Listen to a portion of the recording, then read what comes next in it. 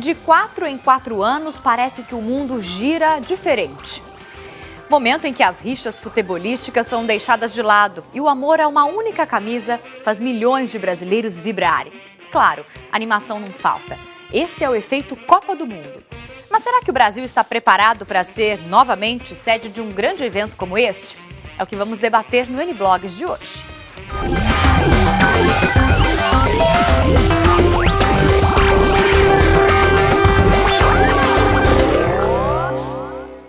Olá, boa noite. O N-Blogs começa agora ao vivo para todo o Brasil, aqui pela Record News. E olha, hoje à tarde, nesta quinta-feira, um pronunciamento sacudiu os campos de futebol espalhados por diversos países, vários países. A FIFA anunciou a sede de 2 Copas do Mundo, a de 2018 e 2022. E para conseguir tamanho prestígio, os representantes de cada país concorrente tiveram muito trabalho. Se tem uma organização conhecida no mundo inteiro, ela atende pela sigla FIFA, Federação Internacional de Futebol Associado. É ela quem decide quando e onde vai acontecer a Copa do Mundo. E para convencer a grande organizadora do evento, é preciso caprichar no discurso. Para a Copa de 2018, cada concorrente apresentou suas potencialidades. A chapa ibérica de Portugal e Espanha, a Rússia, a Inglaterra e a candidatura conjunta de Bélgica e Holanda, a primeira a expor seu projeto agora cedo na sede da FIFA. Já para a Copa de 2022, outra bateria de países se alinharam. A Austrália lembra que tem tradição em realizar grandes eventos esportivos. A Coreia do Sul garante que a Copa pode promover a paz com a Coreia do Norte. O Catar aposta na força econômica e na localização estratégica na Ásia, perto da Europa e da África.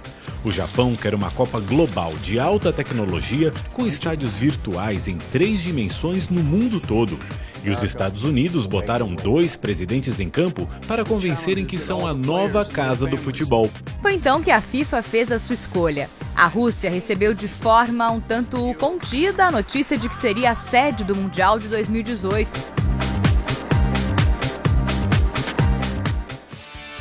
Já para a Copa de 2022, Catar foi escolhida.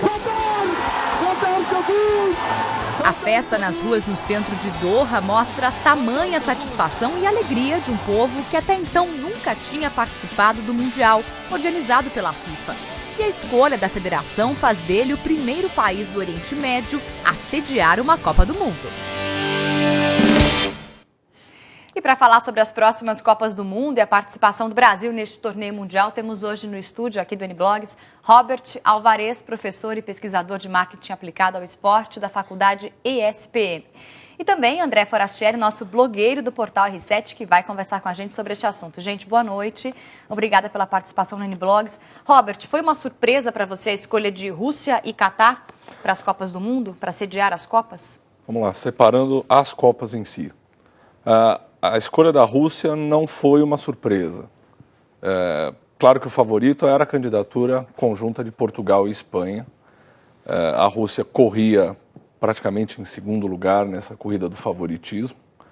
E em 2022, talvez sim tenha havido uma surpresa, porque havia candidatos de bastante peso, como os Estados Unidos, como o Japão, a própria Coreia, e a Austrália, que é um mercado onde o futebol precisa se desenvolver.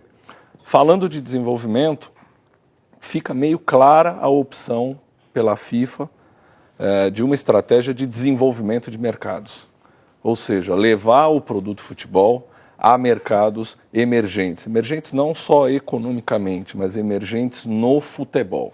Por isso, talvez escolher não aqueles que estavam em favoritos para as 2 Copas, mas esses outros 2 países que vão ter que trabalhar em estrutura, em recrutamento de emprego, enfim. Exatamente. A grande surpresa é que a FIFA ela é tão demandante em relação à infraestrutura, à característica dos estádios, a sistemas de transporte,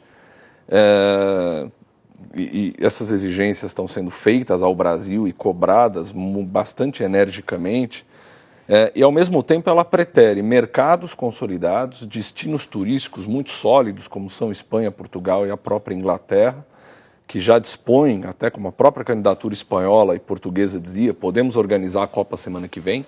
E podiam? Poderiam? Poderiam. Espanha e Portugal teriam 7 estádios prontos, né? Segundo os padrões FIFA hoje, seriam 3 em Portugal e 4 na Espanha.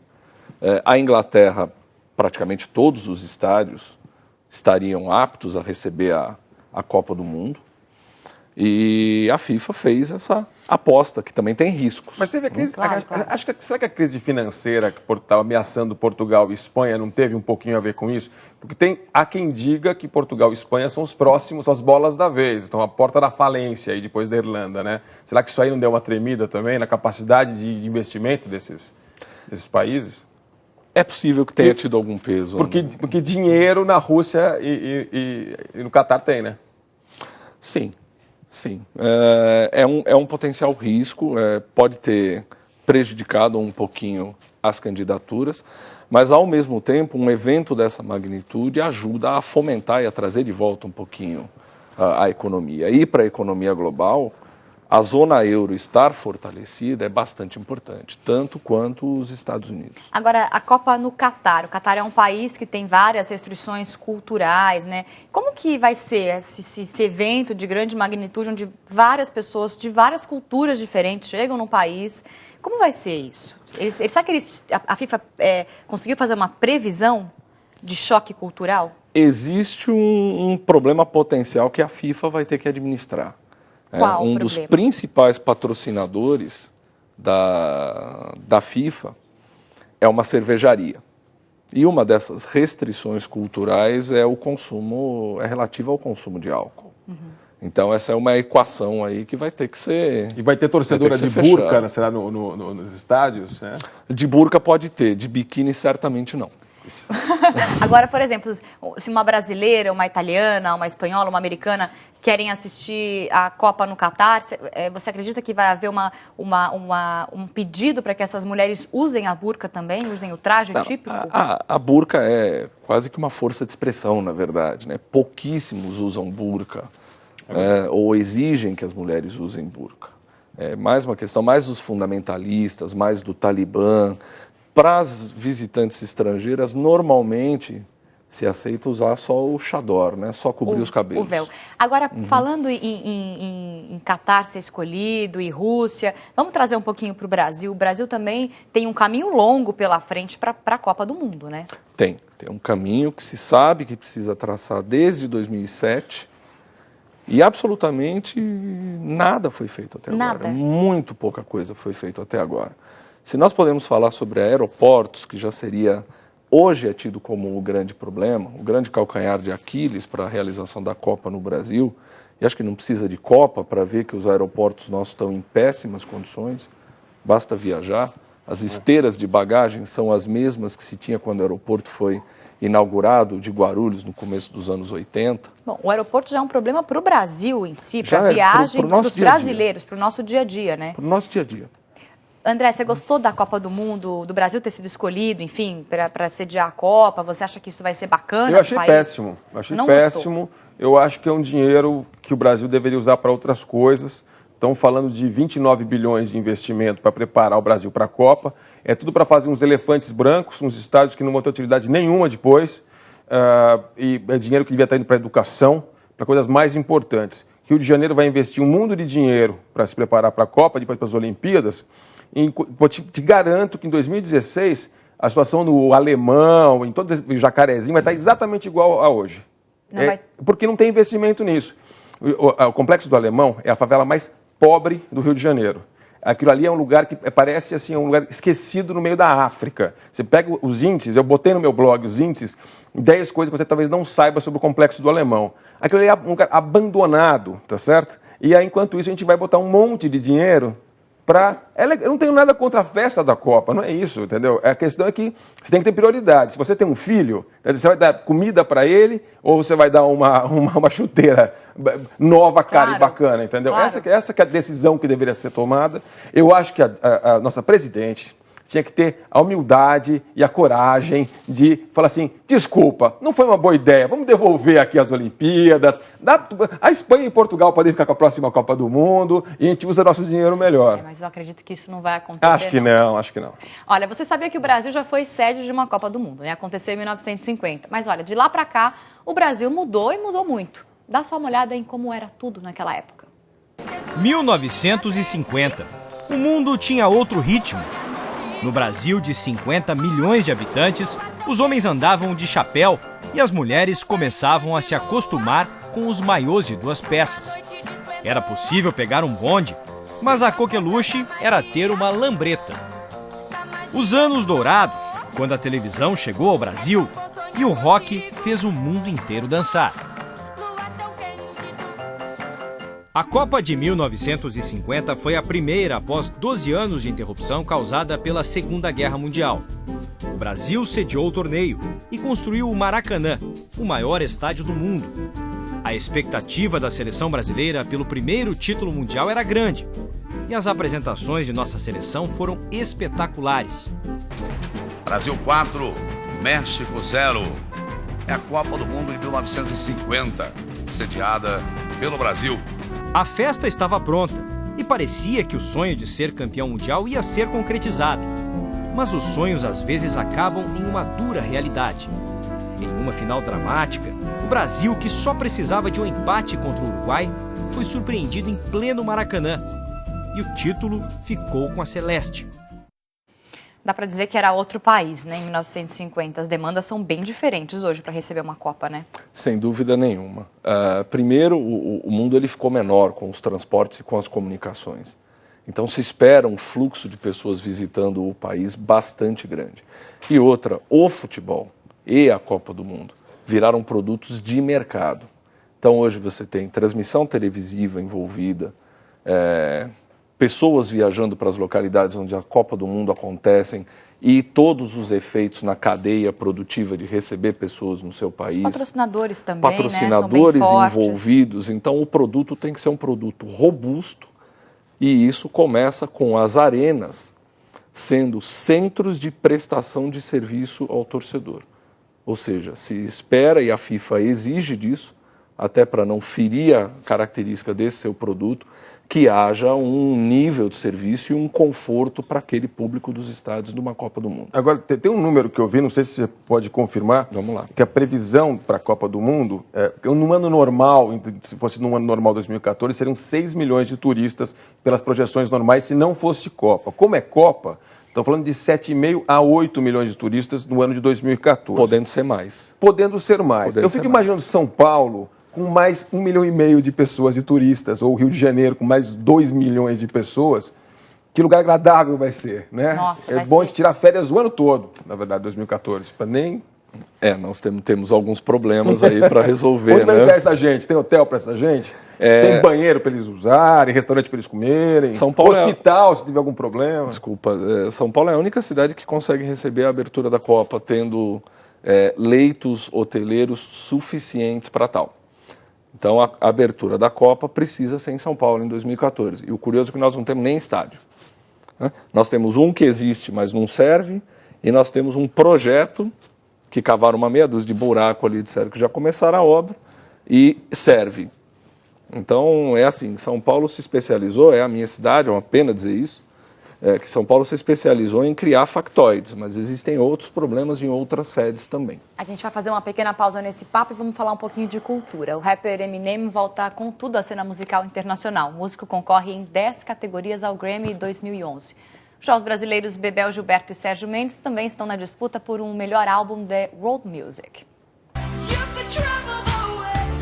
Uma grande festa foi organizada para o anúncio dos finalistas do Grammy. O evento foi animado por Katy Perry e pelo jovem cantor Justin Bieber.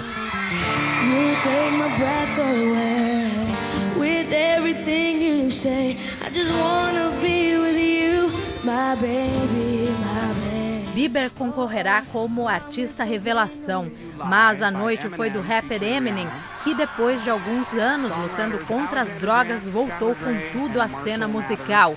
Ele foi indicado a 10 categorias, incluindo as 3 principais: melhor álbum, canção e gravação do ano. Eminem for Recovery. O cantor Bruno Mars vem logo em seguida com 7 indicações.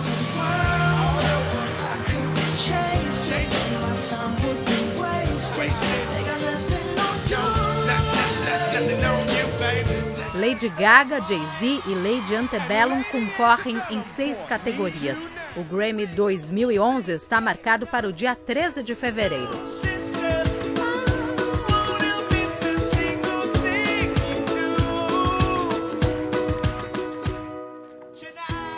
E aí, André, quem será que vai ganhar o Grammy? Você tem alguma sugestão? Algum palpite? O Eminem.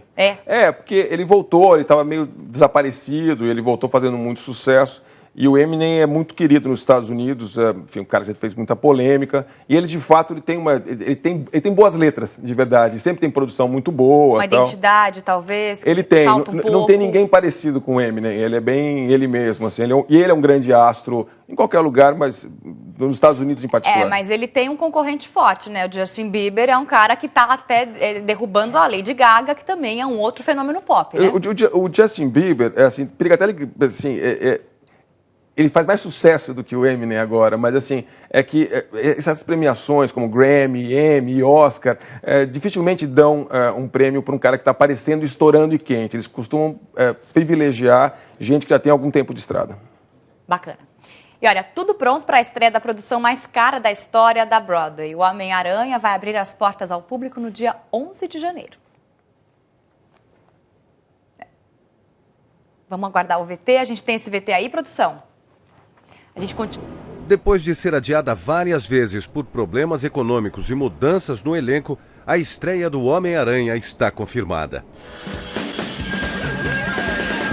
A trilha sonora das aventuras do super-herói na Broadway foi assinada por Bono e The Edge do U2. Com muitos efeitos especiais e voos sobre a plateia, o Homem-Aranha espera encantar os espectadores. Na produção foram gastos 65 milhões de dólares. A peça mais cara no show business da Broadway. Os ingressos vão de 67 a 140 dólares, também o valor mais alto cobrado nos teatros de Nova York. Spider-Man, Turn Off the Dark. Visit Ticketmaster.com. Bacana, agora na Broadway, Spider-Man, Homem-Aranha. Você curte, né, André? Finalmente eu vou assistir uma peça da Broadway, finalmente. Mas a gente estava comentando aqui que esse que é o negócio. Os americanos sabem fazer muito bem e transformar a coisa em show e entregar na tua casa, e depois você sai com a camiseta, com o presente, com o DVD, tudo junto, sabe? É meio compulsivo, né, isso também? Mas é compulsivo, é exagerado, mas assim... o futebol que funciona bem, que é o futebol na Europa, eles têm muito isso. Eu me lembro, eu sou editor, né? Eu me lembro de uma época que eu estava vendo quantas revistas de time que tem na Europa. Na Itália, cada grande time tem 2 revistas. A dele e a revista para o público infantil, da Juventus Infantil, sites, DVD, um monte de coisa. Então, você transforma a experiência toda numa curtição. Né? Exatamente. Que é o que não teremos no Brasil. Exatamente. Uma coisa que nós pregamos nesse nosso trabalho de pesquisa é pensar no nível de serviço que está sendo prestado ao seu consumidor. Se você presta um nível de serviço ruim, você cria uma experiência ruim e as pessoas vão pensar N vezes antes de voltar a consumir esse seu serviço ou comprar esse seu bem. É uma coisa que no Brasil nós não aprendemos ainda. Se a gente fala de esporte, mantendo a pauta, né, que me traz aqui, aliás... Tá tudo bem, tem muita coisa integrada. O nível né? de serviço ele é tão ruim que só os mais apaixonados se sujeitam aos sacrifícios que lhes são impostos. Como festival de música, mas não é só em futebol. Você vai nos festivais de música, é tão maltratado. Acho que são essas estruturas grandes, né, de esportes, de música, enfim, de grandes shows. Né? Isso vale para todo serviço, de uma maneira geral. Experiências são construídas em cima das interações que você tem, dos pontos de contato com as empresas das quais você compra serviços. Seja um hotel, seja uma companhia aérea, um restaurante, seja qual for o serviço que você vai adquirir. E a gente fala aqui de Broadway, né? Experiência de assistir um show da Broadway, recomendo, viu, André? Chego lá, agora estou lá. Chega lá. Ela é muito boa, porque o nível de serviço é muito bom. O assento está limpo, ele está lá numerado, reservado para você. Tem uma filinha um pouquinho para entrar, mas o consumidor entende a dificuldade, eventualmente, de alguma aglomeração. Mas o nível de serviço é impecável. E outra, começa no horário, isso é muito importante. Vamos aproveitar para o André dar o recado do blog, o que temos hoje no blog, André, novidades? Eu escrevi sobre a Fazenda, eu não assisti 1 minuto da Fazenda, eu quase não vejo TV, não tenho muito tempo, mas eu já vi muita TV. E aí eu escrevi um pouquinho sobre a Fazenda, um pouquinho sobre a TV de antigamente versus a TV de hoje. Essa sexta-feira eu vou fazer atrasado meu tributo ao Leslie Nielsen, o comediante que morreu esses dias, que eu adorava. E fez parte do seu imaginário? Eu vi centenas de vezes, acho que o Cartensista piloto sumiu, corre com a polícia bem aí, tudo isso. E para segunda-feira eu vou escrever sobre o Wikileaks, que é o grande assunto da semana em jornalismo, que é, enfim, esse site que está vazando documentos sigilosos, confidenciais do governo americano e que promete para o ano que vem fazer o mesmo com o mercado, com o setor financeiro. Inclusive, a gente falou desse assunto aqui no N-Blogs ontem, você que acompanha o programa, né? A gente trouxe esse assunto porque é uma coisa realmente importante que tem que ser falada, né, André? Sim, discutida. O Julian, né, que é o principal face do Wikileaks, está sendo caçado, está escondido, estão levantando denúncias contra ele que são meio duvidosas pelo jeito, e ao mesmo tempo a revista Time está indicando ele como um dos possíveis homem do ano.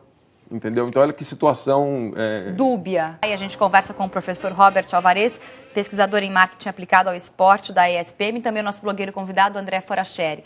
Professor, em relação à construção dos estádios aqui em São Paulo, essa construção do estádio do Corinthians, é necessário? Quanto vai ser investido? O que você acha sobre a construção de um novo estádio em São Paulo? Vamos lá. Construção de um estádio, seja onde for, ele tem que estar suportado e ancorado por um plano de negócio muito sólido. Ou seja, se prever ocupação do estádio num grau de, no mínimo, 70%, 80%. Gerar um ticket médio pós-Copa. Pós-evento, porque quem cede um estádio para a Copa não ganha nada com isso. A FIFA dá uma ajudinha ali para pagar a água e a luz e olhe lá. O pós-Copa é que é o importante, para remunerar esse investimento. Bom, então 70% a 80% de ocupação. De ocupação. Um ticket médio mais ou menos 150% maior do que se tem hoje. O ticket médio brasileiro hoje é de 15 ou 18 reais, algo assim. E multiuso, né? Quer dizer, tem que ser um lugar pensado para você fazer várias outras coisas. Claro, mas multiuso não é só show da Madonna. Claro. O que é o multiuso? Tem que ter uma utilização perene. Com centros de convenção.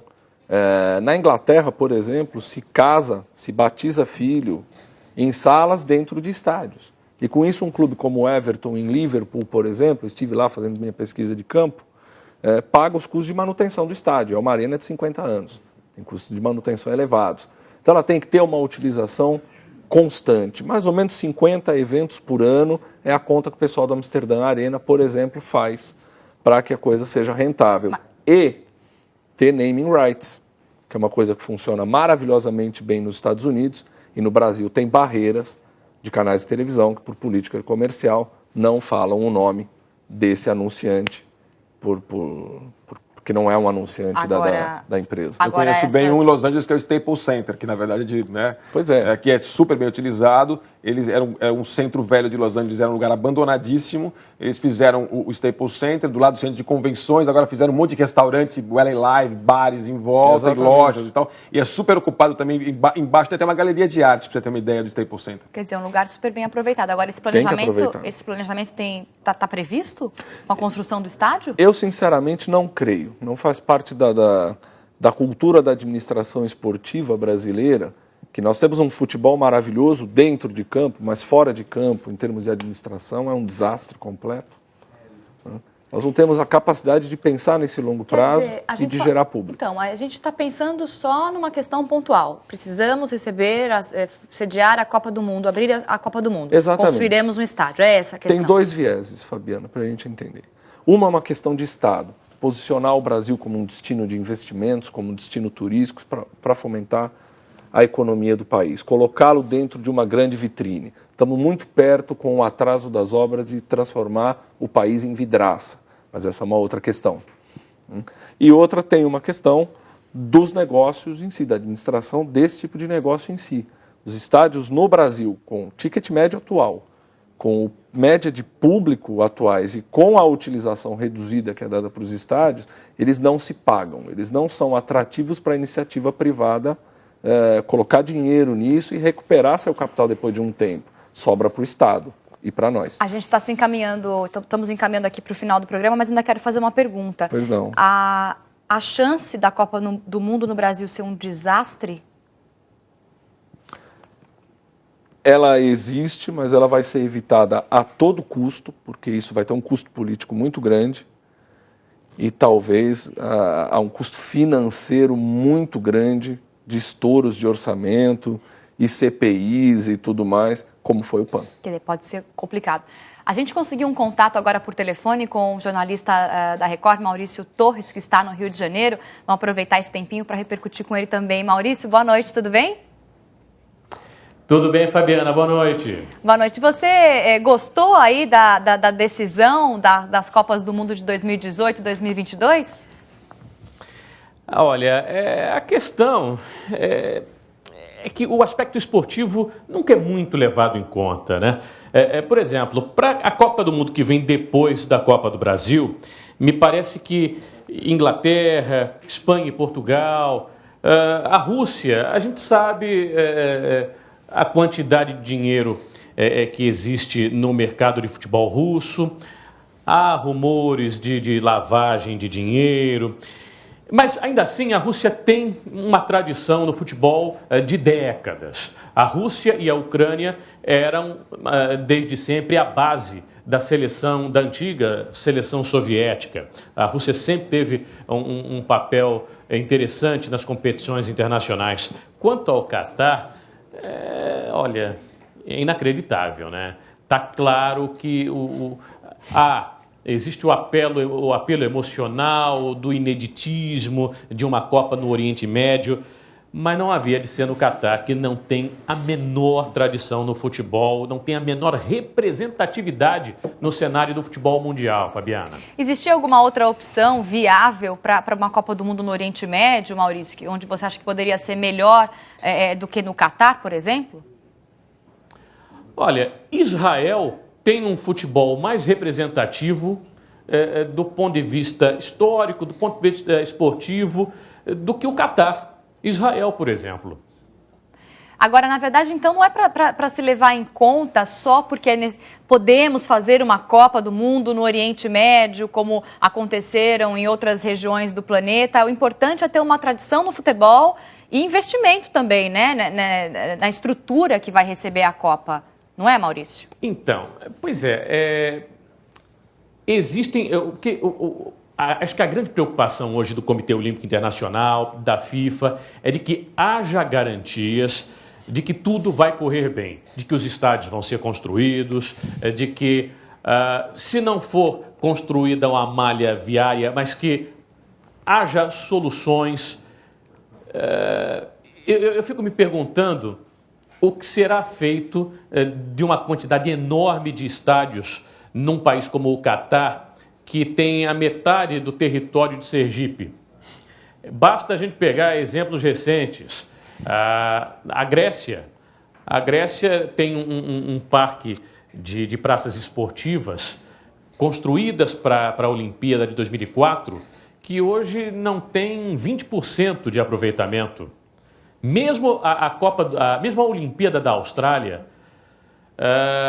houve uma reurbanização de um bairro, de uma região degradada da cidade de Sydney, mas o Parque Olímpico, estamos falando da Austrália, hein, não é 100% aproveitado. E Copa do Mundo, então, nem se fala. Okay. Vamos para um universo um pouquinho menor.